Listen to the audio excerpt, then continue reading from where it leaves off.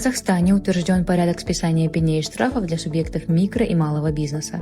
Списание будет проводиться при условии полного погашения основного долга. О том, кто сможет воспользоваться данной мерой и как будет работать механизм, расскажем в этом выпуске.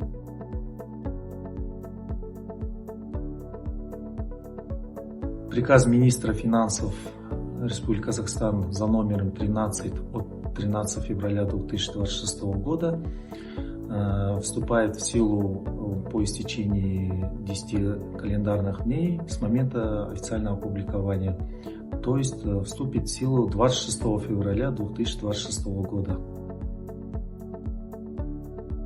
Данные правила о списании пени и штрафов распространяются на субъекты микро и малого предпринимательства, а именно индивидуальных предпринимателей и ТО. Данное категорирование налогоплательщиков можно посмотреть на сайте электронного лицензирования elicense.kz. Согласно правил, основной долг необходимо будет погасить с 1 января 2026 года по 31 марта 2026 года.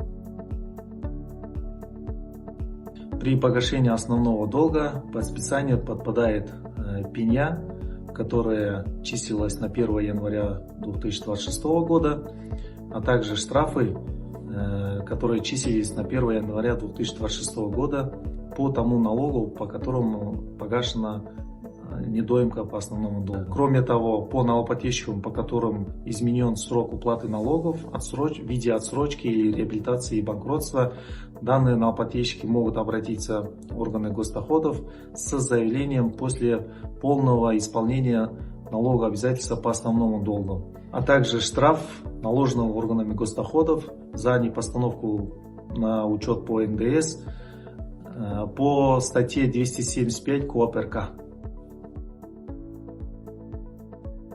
Согласно правил, под списанием не подпадают штрафы, наложенные судебными органами, а также суммы пени и штрафов, по которым основной долг погашен до 1 января 2026 года.